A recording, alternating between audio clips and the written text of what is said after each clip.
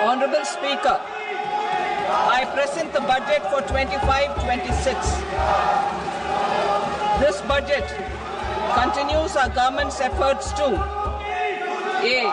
Accelerate growth, B. Secure inclusive development, C. Invigorate private sector investments, D. Uplift household sentiments, and E. Enhance spending power of India's rising middle class. Together, we embark on a journey to unlock our nation's tremendous potential for greater prosperity and global positioning under the leadership of Honorable Prime Minister Shri Narendra Modi. As we complete the first quarter of the 21st century, continuing geopolitical headwinds suggest lower global economic growth over the medium term. However, our aspiration for a Vikasit Bharat inspires us, and the transformative work we have done during our government's first 2 terms guides us to march forward resolutely. Our economy is the fastest growing among all major economies. Our development track record for the past 10 years and structural reforms have drawn global attention. Confidence in India's capability and potential has only grown in this period. We see the next 5 years as a unique opportunity to realize Sabka Vikas, stimulating balanced growth of all regions. The great Telugu poet and playwright Gurujada Apparao had said, "Deshamante matti kadoy, deshamante manushuloy," meaning a country is not just its soil, a country is its people. In line with this, for us, Vikasit Bharat encompasses zero poverty, 100% quality good school education, access to high quality, affordable and comprehensive health care, 100% skilled labor with meaningful employment, 70% women in economic activities, and farmers making our country the food basket of the world. In this budget, the proposed development measures span 10 broad areas, focusing on Garib, Youth, Annadata, and Nari, spurring agricultural growth and productivity, building rural prosperity and resilience, taking everyone together on an inclusive growth path, boosting manufacturing and furthering Make in India, supporting MSMEs, enabling employment-led development, investing in people, economy, and innovation, securing energy supplies, promoting exports, and nurturing innovation. For this journey of development, our 4 powerful engines are agriculture, MSME, investments, and exports. The fuel, our reforms, our guiding spirit, inclusivity, and the destination, Vikasit Bharat. This budget aims to initiate transformative reforms across 6 domains. During the first 5 years, these will augment our growth potential and global competitiveness. The domains are taxation, power sector, urban development, mining, financial sector, and regulatory reforms. Agriculture as the first engine. Now I move to specific proposals, beginning with agriculture as the first engine.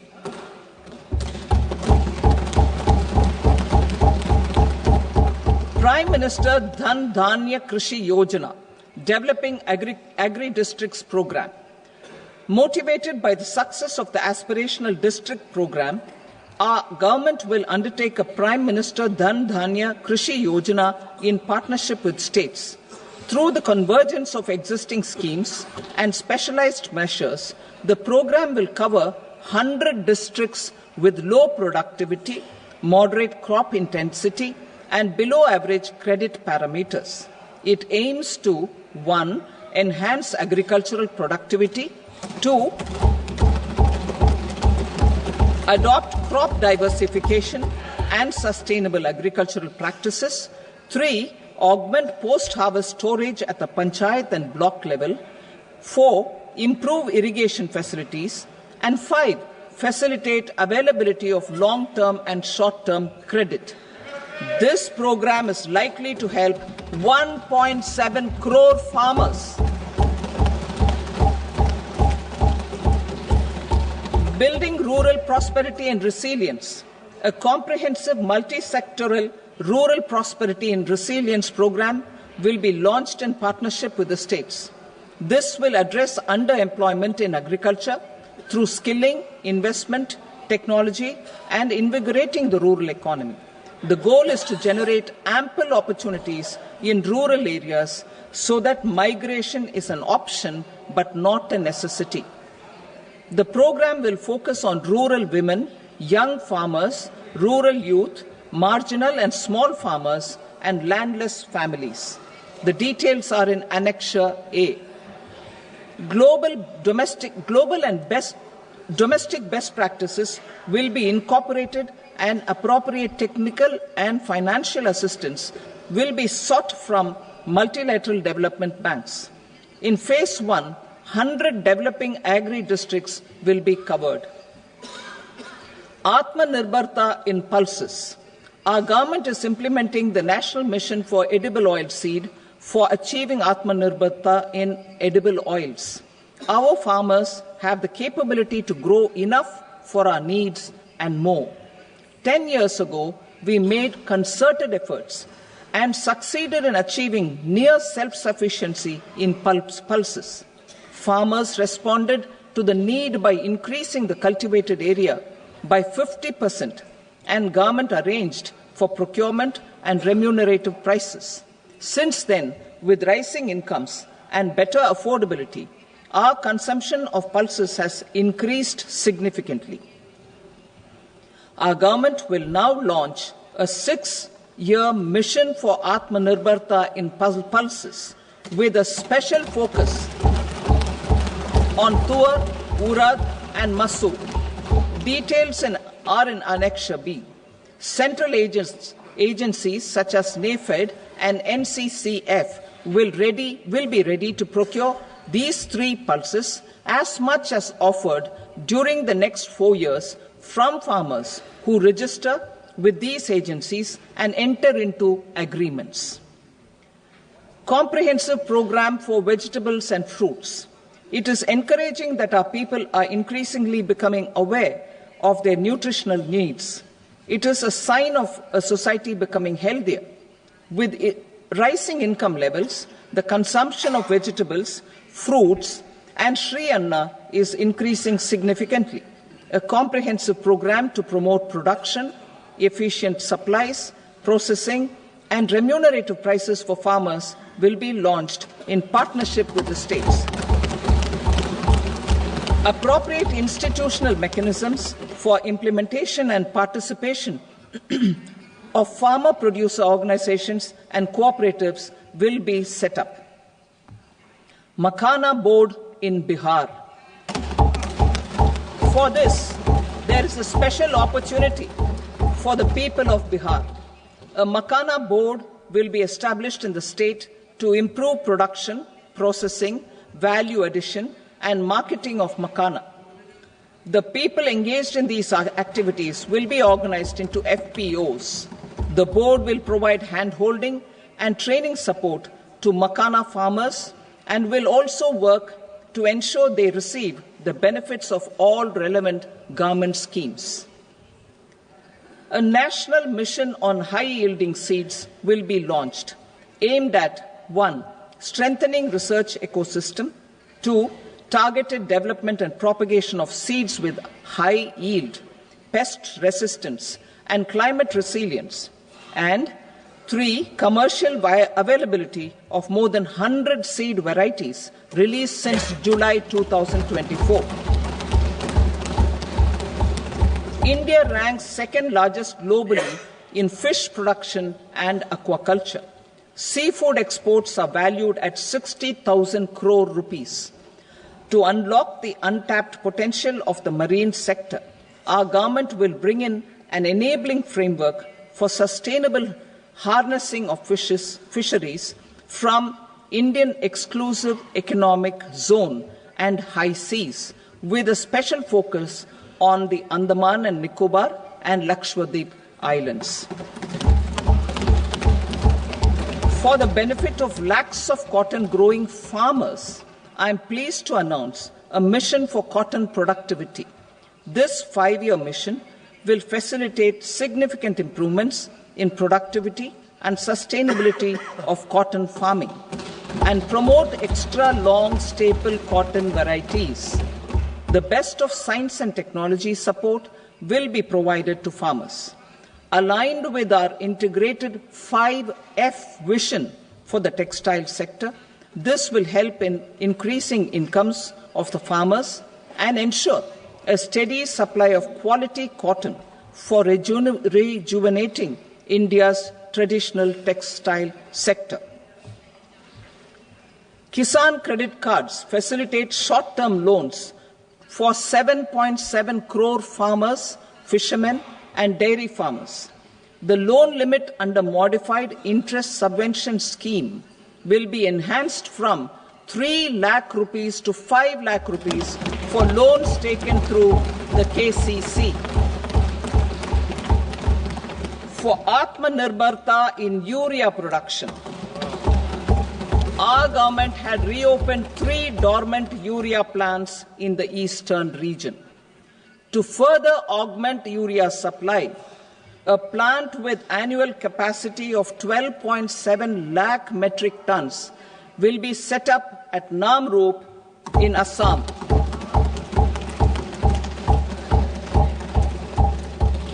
India Post, with 1.5 lakh rural post offices, complemented by the India Post Payment Bank and a vast network of 2.4 lakh Dak Sevaks, will be repositioned to act as a catalyst for the rural economy. Details are at Annexure C. India Post will also be transformed as a large public logistics organization. This will meet the rising needs of Vishwakarmas, new entrepreneurs, women, self-help groups, MSMEs, and the large business organizations. Our government will provide support to NCDC for its lending operations for the cooperative sector. MSMEs as the second engine. Now I move to MSMEs as the second engine, which encompasses manufacturing and services with a focus on MSMEs numbering 5.7 crores. Currently, over 1 crore registered MSMEs, employing 7.5 crore people and generating 36% of our manufacturing, have come together to position India as a global manufacturing hub. With their quality products, these MSMEs are responsible for 45% of our exports. To help them achieve higher efficiencies of scale, technological upgradation, and better access to capital, the investment and turnover limits for classification of all MSMEs will be enhanced to 2.5 and 2 times respectively. This will give them the confidence to grow and generate employment for our youth. The details are given in Annexure D. To improve access to credit, the credit guarantee cover will be enhanced.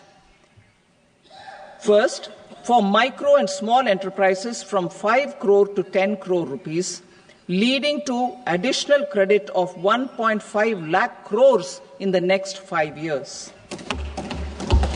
Second, for startups from 10 crore rupees to 20 crore rupees, with the guarantee fee being moderated to 1% for loans in 27 focus sectors which are important for Atmanirbhar Bharat. And for well-run exporter MSMEs, for term loans up to 20 crore rupees. Also for the micro enterprises, we will introduce customized credit cards with a 5 lakh rupee limit for micro enterprises registered on Udyam portal. In the first year, 10 lakh such cards will be issued. Fund of funds for startups.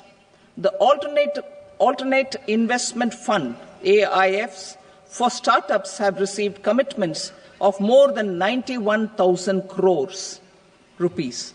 These are supported by the fund of funds set up with the Government of India's contribution of 10,000 crore rupees. Now, a new fund of funds with expanded scope and a fresh contribution of another 10,000 crore rupees will be set up. A new scheme will be launched for 5 lakh women, scheduled castes and scheduled tribes, first-time entrepreneurs. This will provide term loans up to 2 crore rupees during the next 5 years. The scheme will incorporate lessons from the successful Stand Up India scheme. Online capacity building for entrepreneurship and managerial skills will also be organized. Measures for labor-intensive sectors. To promote employment and entrepreneurship opportunities in labor-intensive sectors, our government will undertake specific policy and facilitation measures. To enhance the productivity, quality, and competitiveness of India's footwear and leather sector, a focused product scheme will be implemented.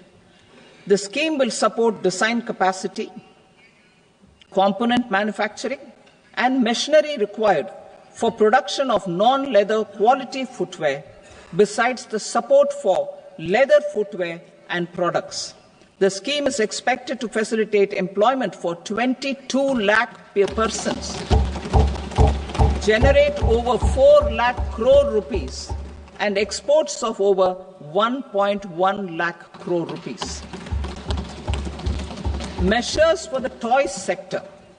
Building on the National Action Plan for Toys, we will implement a scheme to make India a global hub for toys. The scheme will focus on development of clusters, skills, and a manufacturing ecosystem that will create high-quality, unique, innovative, and sustainable toys that will represent the Made in India brand. Support for food processing. In line with our commitment towards Purvodaya, we will establish a National Institute of Food Technology, Entrepreneurship and Management in Bihar. The institute will provide a strong fillip to food processing activities in the entire eastern region. This will result in 1. Enhanced income for the farmers through value addition to their produce, and 2. Skilling entrepreneurship and employment opportunities for the youth. Manufacturing mission, furthering Make in India. Our government will set up a national manufacturing mission covering small, medium and large industries for furthering Make in India by providing policy support, execution roadmaps, governance and monitoring framework for central ministries and states. Details are in Annexure E. Given our commitment to climate-friendly development, the mission will also support clean tech manufacturing. This will aim to improve domestic value addition and build our ecosystem for solar PV cells, EV batteries, motors and controllers, electrolyzers, wind turbines, very high voltage transmission equipment and grid-scale batteries. Investment as the third engine. Now I move to investment as the third engine, which encompasses investing in people, investing in the economy, and investing in innovation. Investing in people.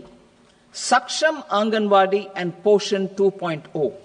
Saksham Anganwadi and Poshan 2.0 program provides nutritional support to more than 8 crore children. 1 crore pregnant women and lactating mothers all over the country, and about 20 lakh adolescent girls in aspirational districts and the Northeast region. The cost norms for these nutritional support will be enhanced appropriately. Atal Tinkering Labs. 50,000 Atal Tinkering Labs will be set up in government schools in the next 5 years to cultivate the spirit of curiosity and innovation and foster a scientific temper among young minds. Broadband connectivity to government secondary schools and PHCs. Broadband connectivity will be provided to all government secondary schools and primary health centers in rural areas under the Bharat Net project. Bharatiya Bhasha Pustak Scheme. We propose to implement a Bharatiya Bhasha Pustak scheme to provide digital form Indian language books for schools and for higher education. This aims to help students understand their subjects better and in their language. National Centers of Excellence for Skilling. Building on the initiative announced in the July 24 budget, 5 national centers of excellence for skilling will be set up with global expertise and partnerships to equip our youth with the skills required for Make for India, Make for the World manufacturing. The partnership will cover curriculum design, training of trainers, and a skills certification framework and periodic reviews. Expansion of capacity in IITs. Total number of students in 23 IITs has increased 100% from 65,000 to 1.35 lakh in the past 10 years.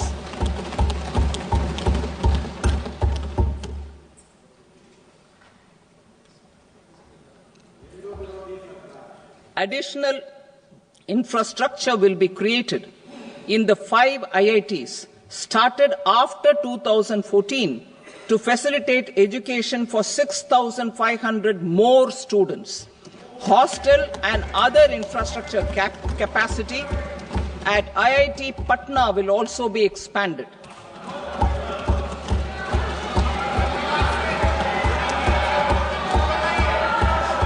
Center of Excellence.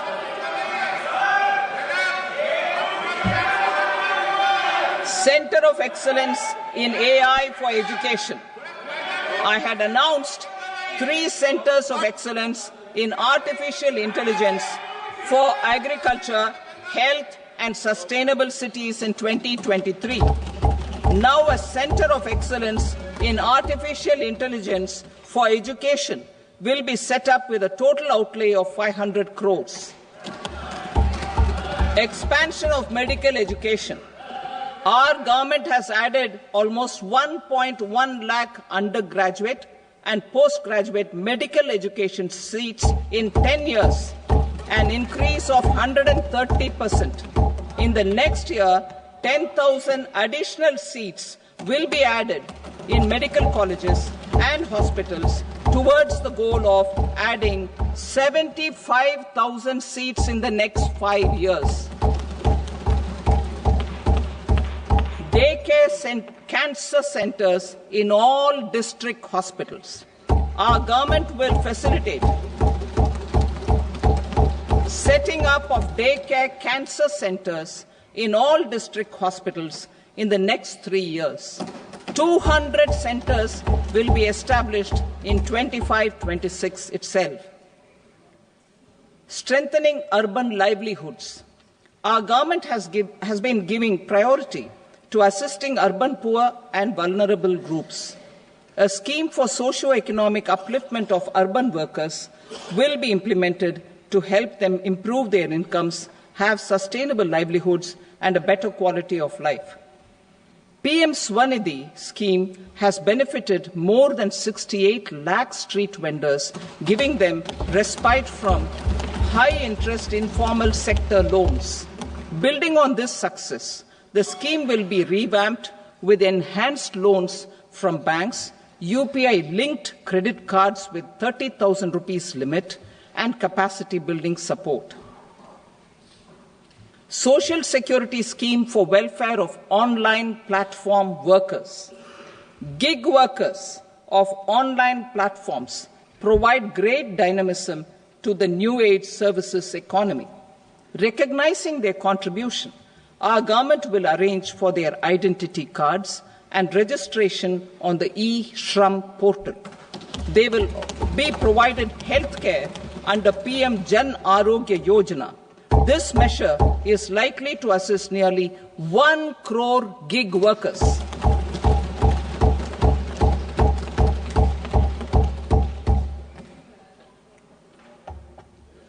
Investing in the economy. Public-private partnership in infrastructure. Each infrastructure-related ministry will come up with a 3-year pipeline of projects that can be implemented in PPP mode. States will also be encouraged to do so and can seek support from the India Infrastructure Project Development Fund, which is a scheme to prepare PPP proposals. Support to states for infrastructure.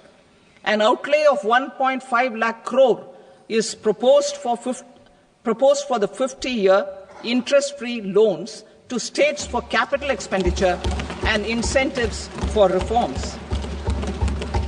Building on the success of the first asset monetization plan announced in 2021, the second plan for 2025 to 30 will be launched to plough back capital of 10 lakh crore in new projects. Regulatory and fiscal measures will be fine-tuned to support the plan. Jal Jeevan Mission. Since 2019, 15 crore households representing 80% of India's rural population have been provided access to portable tap water connections. To achieve 100% coverage, I am pleased to announce the extension of this mission until 2028 with an enhanced total outlay. The mission's focus will be on the quality of infrastructure and O&M of rural piped water supply schemes through Jan Bhagidari. A separate MOU or separate MOUs will be signed with the states and union territories to ensure sustainability and citizen-centric water services delivery. Urban sector reforms. Building on the July budget proposals, urban sector reforms related to governance, municipal services, urban land and planning will be incentivized. Urban Challenge Fund. The government will set up an urban challenge fund of 1 lakh crore rupees to implement the proposals for cities as growth hubs, creative redevelopment of cities, and for water and sanitation purposes announced in the July budget. This fund will finance up to 25% of the cost of bankable projects, with a stipulation that at least 50% of the cost is funded from bonds, bank loans, and PPPs.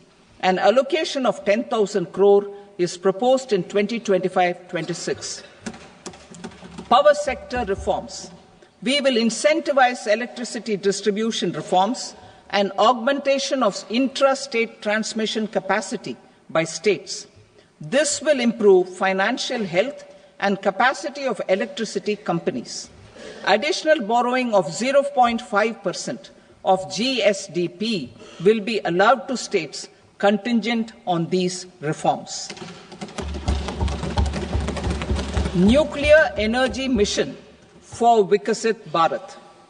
Development of at least 100 gigawatt of nuclear energy by 2047 is essential for our energy transition efforts. For an active partnership with the private sector towards this goal, amendments to the Atomic Energy Act and the Civil Liability for Nuclear Damage Act will be taken up. A nuclear energy mission for research and development of small modular reactors with an outlay of 20,000 crore will be set up. At least 5 indigenously developed small modular reactors will be operationalized by 2033. Shipbuilding. The shipbuilding financial assistance policy will be revamped to address cost disadvantages. This will also include credit notes for shipbreaking in Indian yards to promote the circular economy. Large ships above a specified size will be included in the infrastructure harmonized master list. Shipbuilding clusters will be facilitated to increase the range, categories and capacity of ships. This will include additional infrastructure, facilities, skilling and technology to develop the entire ecosystem. Maritime Development Fund. For long-term financing for the maritime industry, a Maritime Development Fund with a corpus of 25,000 crore rupees will be set up. This will be for distributed support and promoting competition. This will have up to 49% contribution by the government, and the balance will be mobilized from ports and from private sector. UDAN regional connectivity schemes. UDAN has enabled 1.5 crore middle-class people to meet their aspirations for speedier travel. The scheme has connected 88 airports, and operationalized 619 routes. Inspired by that success, a modified UDAN scheme will be launched to enhance regional connectivity to 120 new destinations and carry 4 crore passengers in the next 10 years. 4 crore additional passengers in the next 10 years. The scheme will also support helipads and smaller airports in hilly, aspirational and northeast regional districts. Greenfield airports will be facilitated in Bihar to meet the future needs of the state. These will be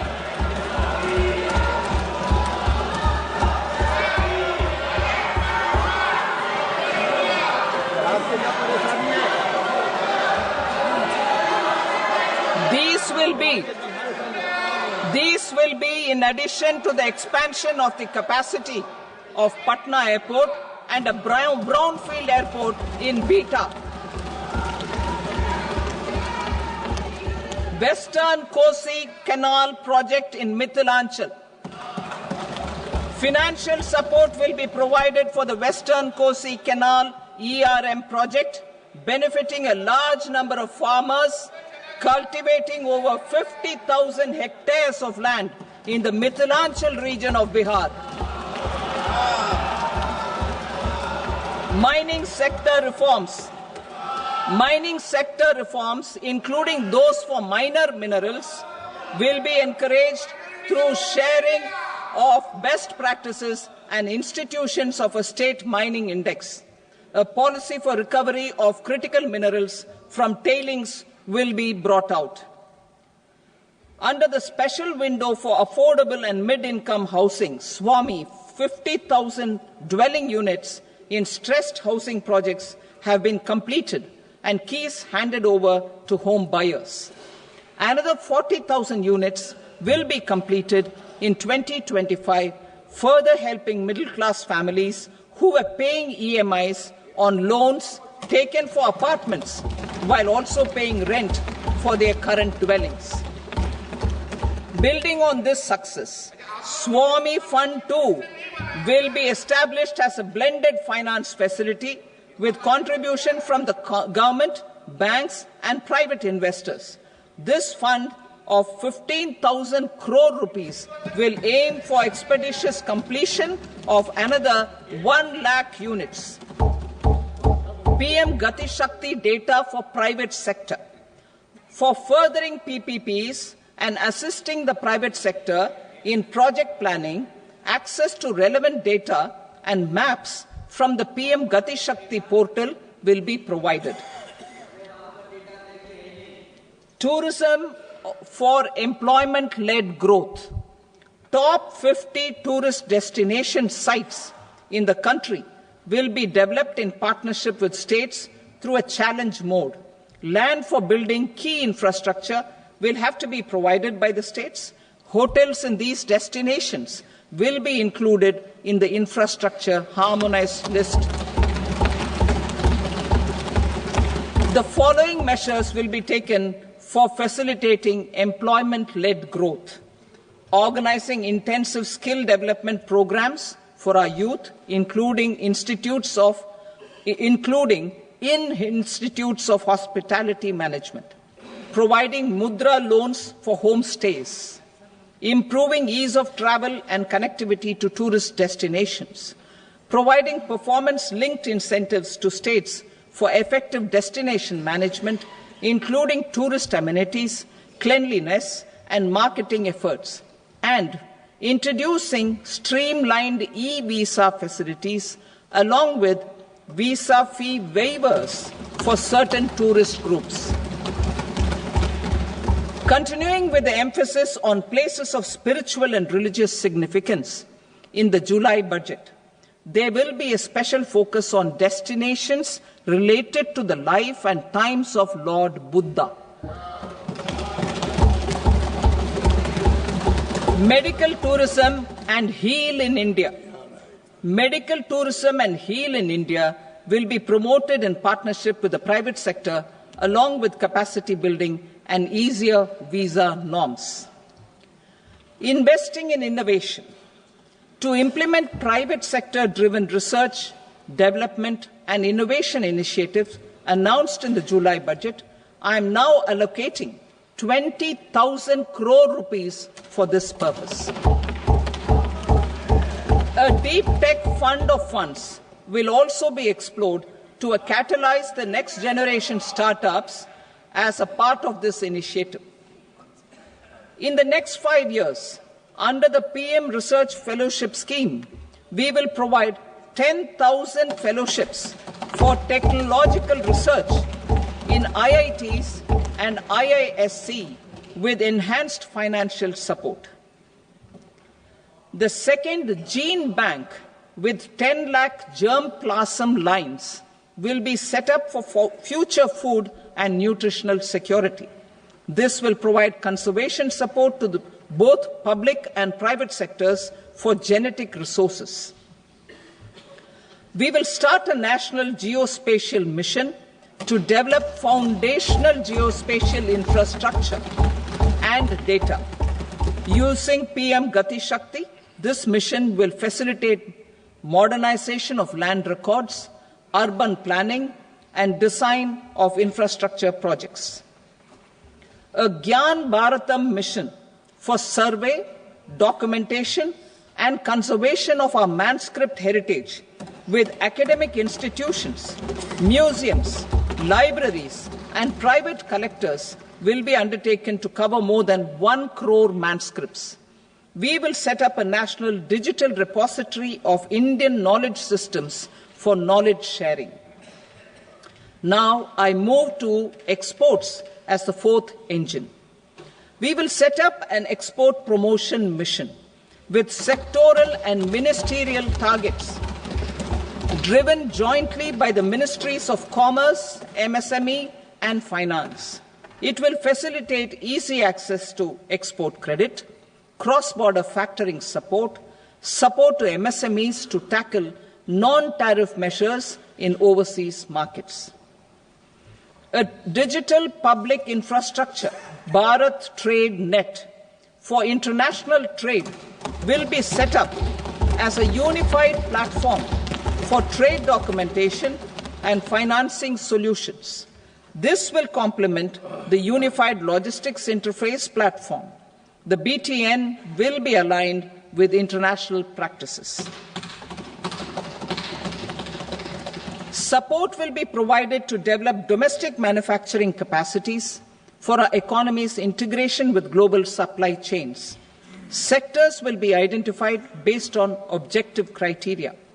Facilitation groups with participation of senior officers and industry representatives will be formed for select products and supply chains.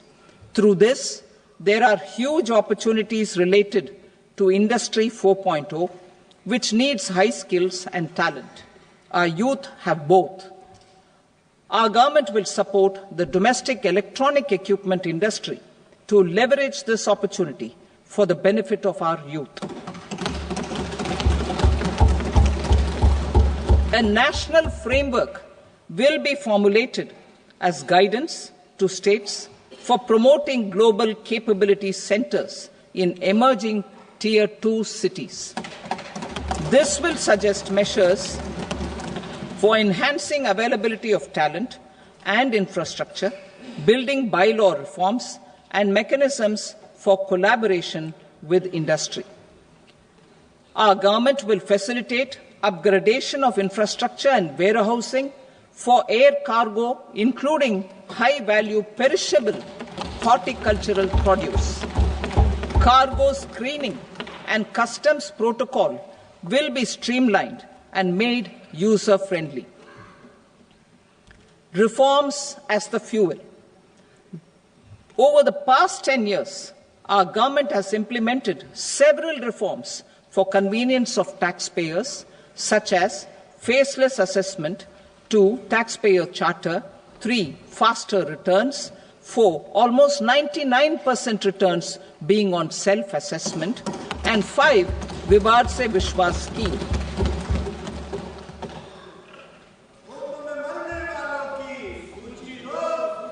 Continuing these efforts, I reaffirm the commitment of the Tax Department to trust first, scrutinize later.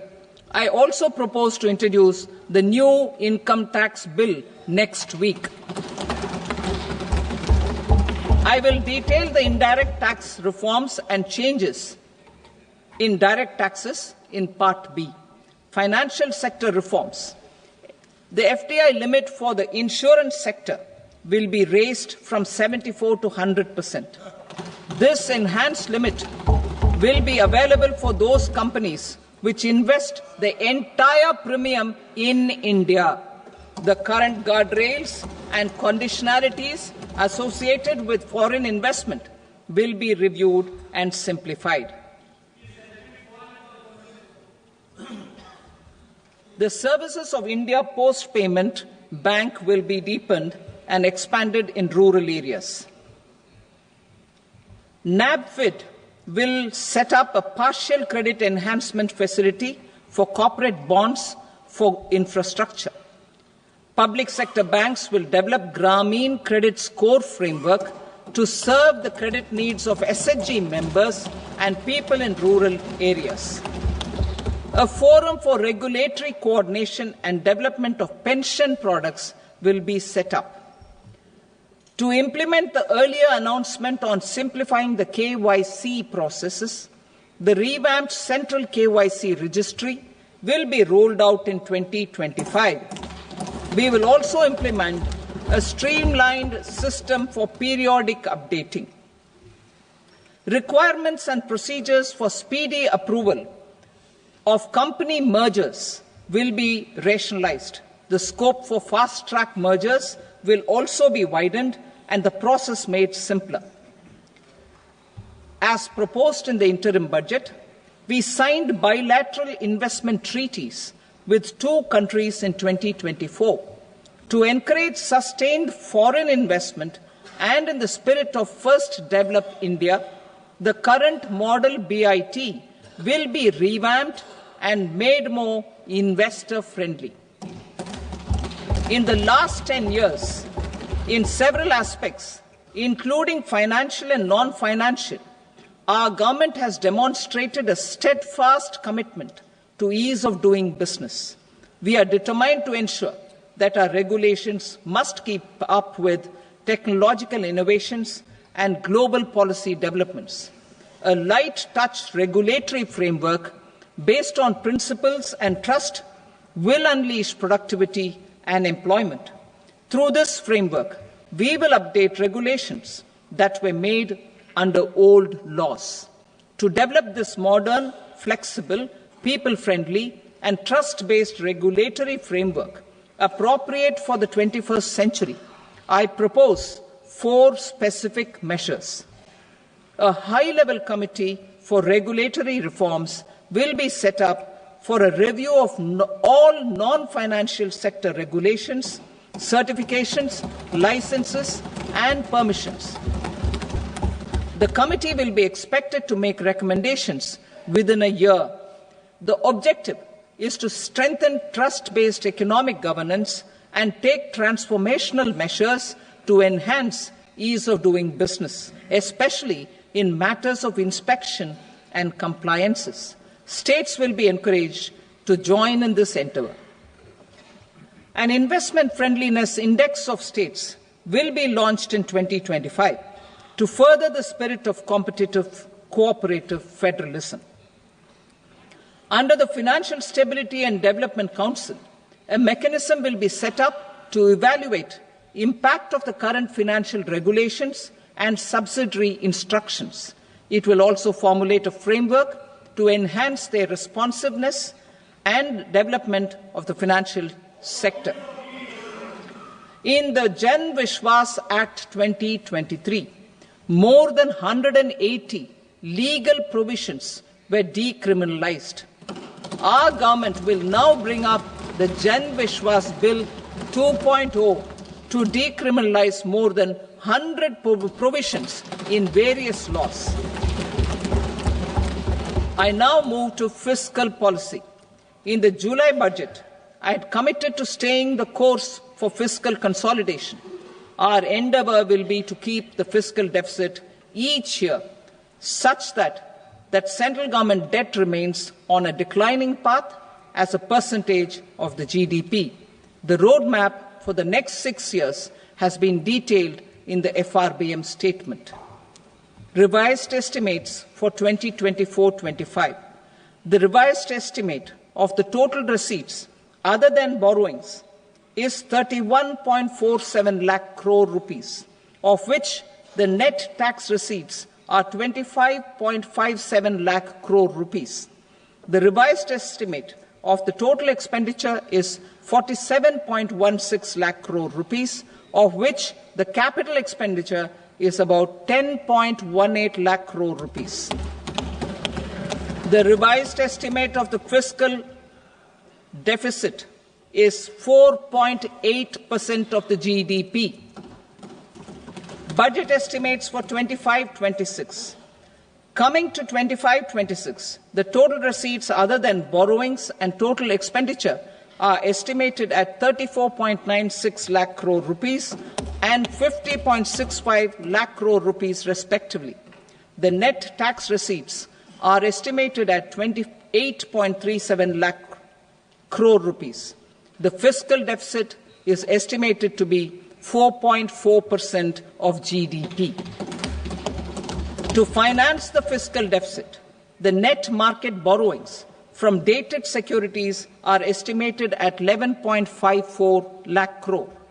The balance financing is expected to come from small savings and other sources. The gross market borrowings are estimated at 14.82 lakh crore rupees. I will now move to Part B. Indirect taxes. My proposals relating to customs aim to rationalize tariff structure and address duty inversion. These will also support domestic manufacturing and value addition, promote exports, facilitate trade, and provide relief to common people. Rationalization of customs tariff structure for industrial goods. As a part of comprehensive review of customs rate structure announced in July 2024 budget, I propose to 1. Remove 7 tariff rates. This is over and above the 7 tariff rates removed in 23-24 budget. After this, there will be only 8 remaining tariff rates, including 0 rate. 2. Apply appropriate cess to broadly maintain effective duty incidence except on a few items where such incidents will reduce marginally. 3. Levy not more than one cess or surcharge.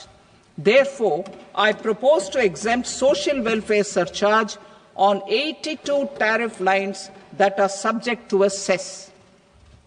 I shall now take up sector-specific proposals. To provide relief to patients, particularly those suffering from cancer, rare diseases, and other severe chronic diseases, I propose to add 36 life-saving drugs and medicines to the list of medicines fully exempted from basic custom duty.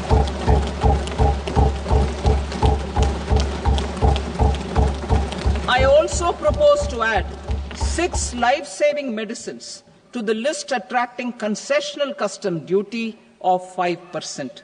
Full exemption and concessional duty will also respectively apply on the bulk drugs for manufacture of the above. Specified drugs and medicines under patient assistance programs run by the pharmaceutical companies are fully exempt from BCD, provided the medicines are supplied free of cost to the patients. I propose to add 37 more medicines along with 13 new patient assistance programs.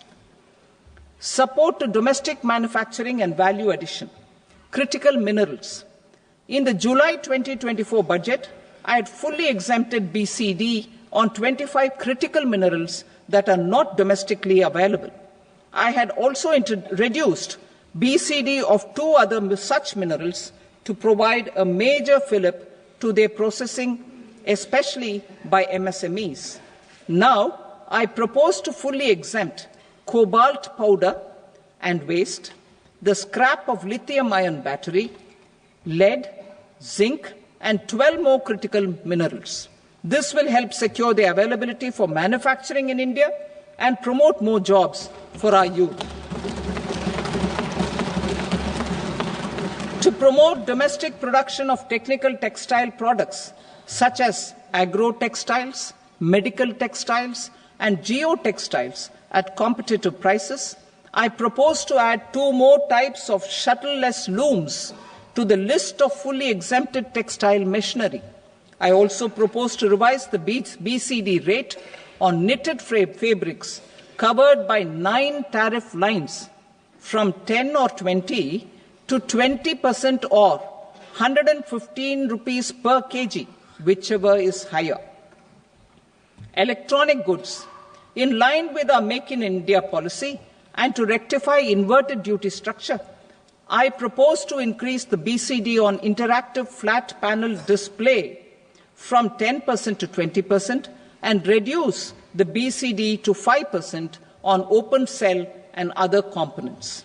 In 23-24 budget, for the manufacture of open cells of LCD, LED TVs, I had reduced the BCD on parts of open cells from 5% to 2.5%. To further boost the manufacture of such open cells, the BCD on these parts will now stand exempted. Lithium-ion battery.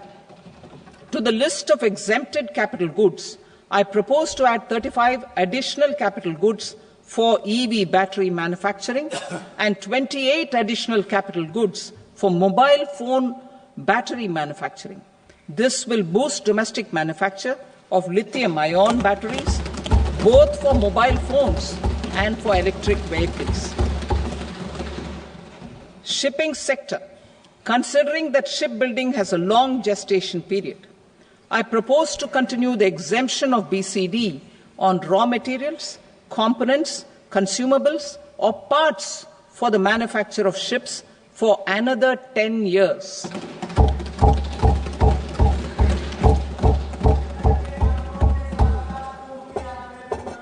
I also propose the same dispensation for shipbreaking to make it more competitive. Telecommunication. To prevent classification disputes, I propose to reduce the BCD from 20% to 10% on carrier-grade Ethernet switches to make it at par with non-carrier-grade Ethernet switches. Export promotion. To facilitate exports of handicrafts, I propose to extend the time period for export from 6 months to 1 year, further extendable by another 3 months if required. I also propose to add 9 items to the list of duty-free inputs. Leather sector. I propose to fully exempt BCD on wet blue leather to facilitate imports for domestic value addition and employment. I also propose to exempt crust leather from 20% export duty to facilitate exports by small tanners. Marine products. To enhance India's competitiveness in the global seafood market, I propose to reduce BCD from 30% to 5% on frozen fish paste, surimi, for manufacture and export of its analog products. I also propose to reduce BCD from 15% to 5% on fish hydrolysates for manufacture of fish and shrimp feed. In July 2024 budget, to promote development of domestic MROs for aircraft and ships, I had extended the time limit for export of foreign origin goods that were imported for repairs from 6 months to 1 year and further extendable by 1 year. I now propose to extend the same dispensation for railway goods. Time limit for provisional assessment. Presently, the Customs Act 1962 does not provide any time limit to finalize provisional assessments, leading to uncertainty and cost to trade. As a measure of promoting ease of doing business, I propose to fix a time limit of 2 years, extendable by a year, for finalizing the provisional assessment. I propose to introduce a new provision that will enable importers or exporters, after clearance of goods, to voluntarily declare material facts and pay duty with interest but without penalty.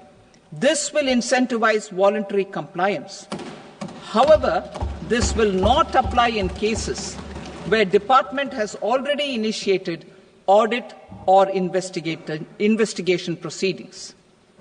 For industry to better plan their imports, I propose to extend the time limit for the end use of imported inputs in the relevant rules from 6 months to 1 year. This will provide operational flexibility in view of cost and uncertainty of supply. Further, such importers will now have to file only quarterly statements instead of a monthly statement.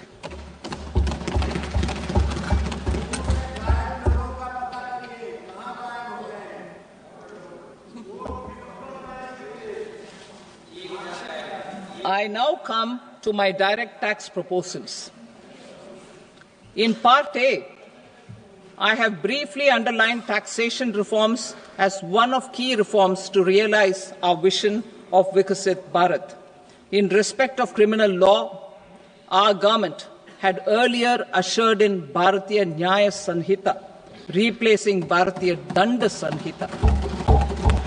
I am happy to inform this august House and the country that for new income tax bill will carry forward the same spirit of Nyaya in its drafting as well. The new bill will be clear and direct in text, with close to half of the present law in terms of both chapters and words. It will be simple to understand for taxpayers and tax administrators, leading to tax certainty and reduced litigation. Reforms, however, are not a destination. They are means to achieve good governance for our people and economy. Providing good governance primarily involves being responsive. The Tirukural captures this in verse 542, which reads, "Vaanokki vaazhum ulagallam, mannavan kol nokki vaazhum kudi," meaning, just as the living beings live expecting rains, Citizens live expecting good governance. Our government is committed to keeping an ear to the ground and a finger on the pulse and responding while balancing our national building efforts.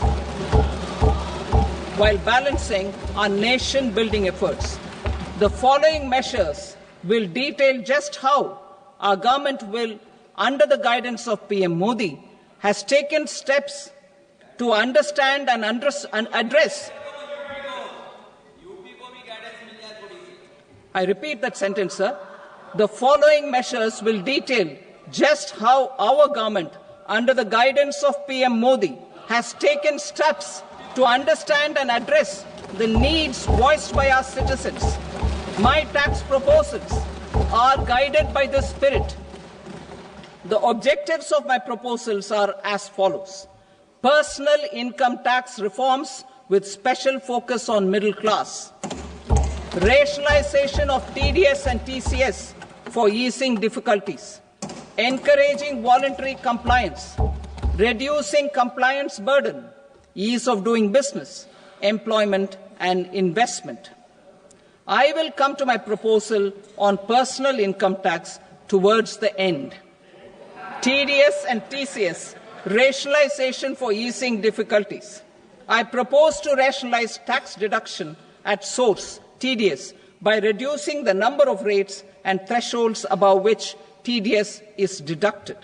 Further, threshold amounts for tax deduction will be increased for better clarity and uniformity.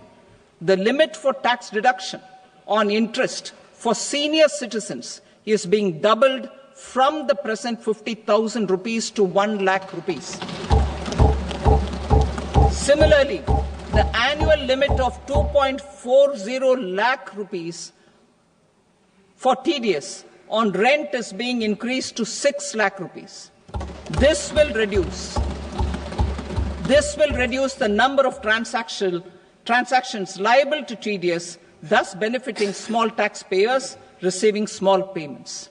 The threshold to collect tax at source, the TCS, on remittances under RBI's liberalized remittance scheme, the LRS, is proposed to be increased from 7 lakh to 10 lakhs. I also propose to remove TCS on remittances for education purposes, where such remittances is out of a loan taken from a specified financial institution. Both TDS and TCS are being applied on any transaction related to sale of goods. To prevent such compliance difficulties, I propose to omit the TCS. I also propose that the provisions of the higher TDS deduction will now apply only in non-PAN cases. In July 2024, the delay for payment of TDS up to the due date of filing statement was decriminalized. I propose to provide the same relaxation to TCS provisions as well. The government under the leadership of Prime Minister Modi believes in Sabka Saath, Sabka Vikas, Sabka Vishwas and Sabka Prayas. In line with this, we brought in updated return facility in 2022 for voluntary compliance by taxpayers who had omitted to report their correct income. Our trust in taxpayers was proved right. Nearly 90 lakh taxpayers voluntarily updated their incomes by paying additional tax. Taking this trust further, I now propose to extend the time limit to file updated returns for any assessment year from the current limit of 2 years to 4 years. I propose to reduce the compliance burden for small charitable trusts and institutions by increasing their period of registration from 5 years to 10 years. It is also proposed that disproportionate consequences do not arise for minor defaults such as incomplete applications filed by charitable entities. Presently, taxpayers can claim the annual value of self-occupied properties as nil only on the fulfillment of certain conditions. Considering the difficulties faced by taxpayers, it is proposed to allow the benefit of 2 such self-occupied properties without any condition. To streamline the process of transfer pricing and to provide an alternative to yearly examination, I propose to introduce a scheme for determining arm's length price of international transaction for a block period of 3 years. This will be in line with global best practices. With a view to reduce litigation and provide certainty in international taxation, the scope of safe harbor rules is being expanded. A number of senior and very senior citizens have very old national savings schemes accounts. As interest is no longer payable on such accounts, I propose to exempt withdrawals made from NSS by individuals on or after 29th August 2024. I am also proposing to allow similar treatment to NPS Vatsalya accounts as is available to normal NPS accounts subject to overall limits. In my speech in July 2024, I had promised that all processes, including giving effect to appellate orders, shall be digitalized and made paperless over the next 2 years. So I'm happy to announce that digitalization is being made operational now. In July 2024, we brought in the Vivad Se Vishwas scheme to resolve income tax disputes pending in appeal. The scheme has received a great response, with nearly 33,000 taxpayers having availed of the scheme to settle their disputes. I have a few proposals to promote investment and employment. It is proposed to provide a presumptive taxation regime for non-residents who provide services to a resident company that is establishing or operating an electronics manufacturing facility. I further propose to introduce a safe harbor for tax certainty for non-residents who store components for supply to specified electronics manufacturing units. Presently, the tonnage tax scheme is available only to sea-going ships. The benefits of existing tonnage tax scheme are proposed to be extended to inland vessels registered under the Indian Vessels Act 2021 to promote inland water transport in the country. Extension for incorporation of startups. We continue to support the Indian startup ecosystem. I propose to extend the period of incorporation by 5 years to allow the benefit available to startups which are incorporated before 1/4/2030. In order to attract and promote additional activities in the IFSC, I am inter alia proposing specific benefits to ship leasing units, insurance offices, and treasury centers of global companies which are set up in IFSC. Further, to claim benefits, the cut-off date for commencement in IFSC has also been extended by 5 years to 31/3/2030. Category 1 and Category 2 AIFs are undertaking investments in infrastructure and other such sectors. I propose to provide certainty of taxation to these entities on the gains from securities, to promote funding from sovereign wealth funds and pension funds to the infrastructure sector. I propose to extend the date of making an investment by 5 more years up to 31st March 2030.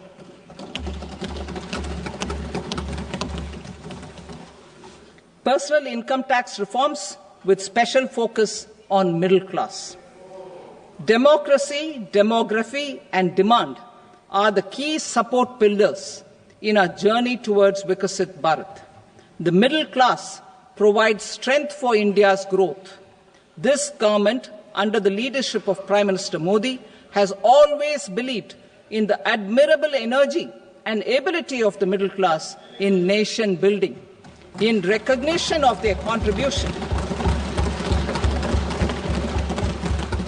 In recognition of their contribution, we have periodically reduced their tax burden. Right after 2014, the nil tax slab was raised to 2.5 lakhs of rupees, which was further raised to 5 lakh rupees in 2019 and to 7 lakh rupees in 2023. This is reflective of our government's trust on the middle-class taxpayers. I am now happy to announce that there will be no income tax payable up to income of 12 lakh rupees.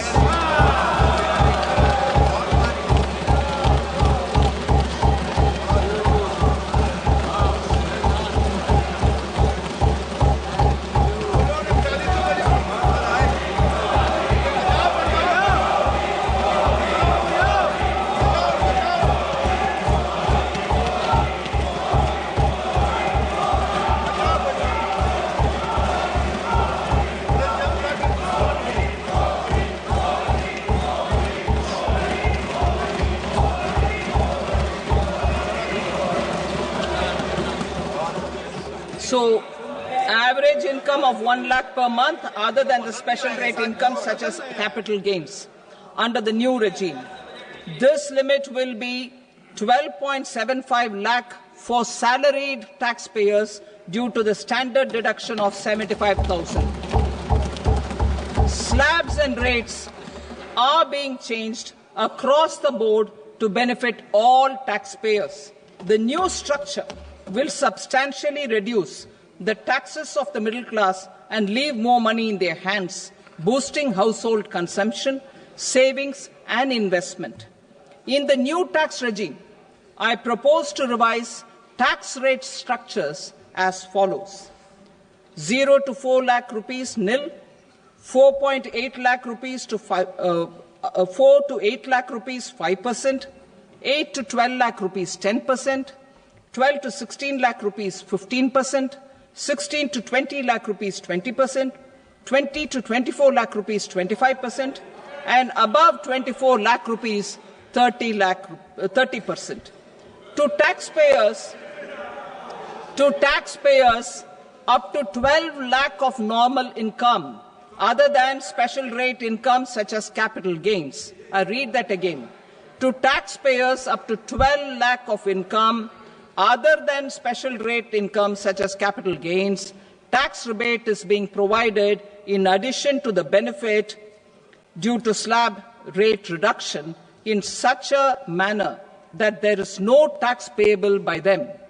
The total tax benefit of slab rate changes and rebate at different income levels can be illustrated with a few examples. A taxpayer in the new regime with an income of 12 lakh rupees will get a benefit of 80,000 rupees in tax, which is 100% of tax payable as per the existing rates. A person having income of 18 lakh rupees will get a benefit of 70,000 rupees in tax, that is 30% of tax payable as per existing rates. A person with an income of 25 lakh gets a benefit of 1,10,000 rupees, that is 25% of his tax payable as per existing rates. Details of my tax proposals are given in the annexure.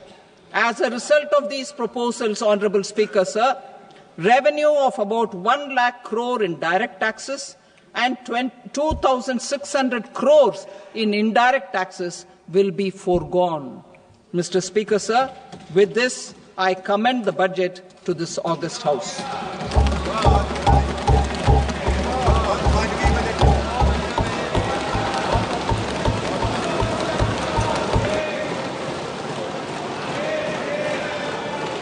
Item number 2, Srimati Nirmal Sitaraman.